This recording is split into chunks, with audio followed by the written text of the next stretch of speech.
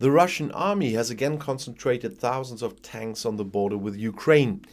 In Washington, there's apparently great concern that Putin might strike once the ground is frozen. So there's evidently growing concern within NATO about a possible Russian winter offensive against Ukraine. The reason for this is a deployment of Russian troops on the Ukrainian border. According to information from the German newspaper Frankfurter Allgemeine Sonntagszeitung, the US government fears an attack in December if the soil in Eastern Europe freezes and tanks no longer sink into mud. Accordingly, the German government has also registered a tightened stance on the part of Russia's President Vladimir Putin towards Ukraine. So far, Putin has considered Ukraine's formal accession to NATO to be a red line. In October, Putin said at a conference that the military expansion of the West would in any case be a threat, even without the Ukraine formally joining NATO. Most recently, Putin spoke of red lines again, saying that Russia's Western partners are escalating the situation by supplying Kiev with deadly weapons and provocative maneuvers in the Black Sea. In Berlin, according to information from the newspaper, this is interpreted to mean that Russia no longer wants to tolerate the bilateral exercises that the USA or Great Britain has had with Ukraine, as well as the delivery of American anti-tank weapons.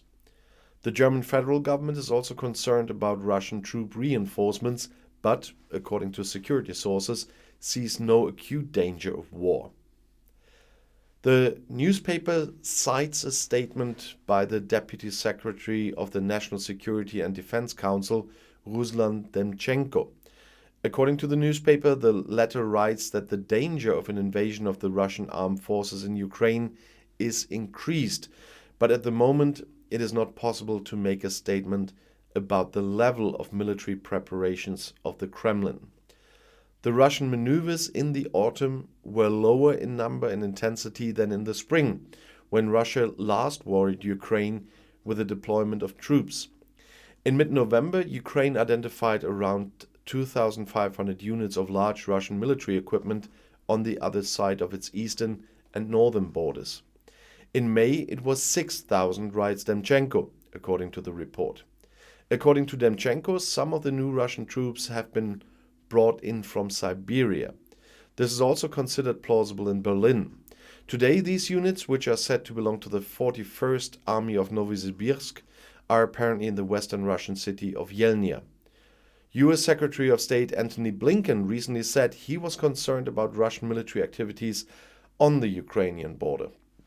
He feared that Russia could make a serious mistake and repeat what it did in 2014 when it gathered troops at the border and invaded sovereign Ukrainian territory. Chancellor Angela Merkel spoke on Friday at a meeting with NATO Secretary General Jens Stoltenberg of worrying developments. In view of the Russian troop deployment on the Ukrainian border and the refugee crisis on the Belarusian border with Poland, Latvia and Lithuania, there is a need for discussion, said Merkel. During her tenure in office, she always advocated a dialogue between NATO and Russia, she said. Unfortunately, there has been a cooling off at the moment, she said. Nevertheless, it's always better to talk to one another than not to speak.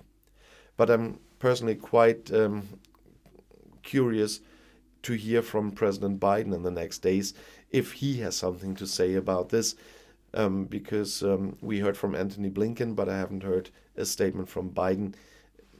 I'm several thousand kilometers away from him, but I will find out sometime. And I'll see you in my next video. Bis gleich.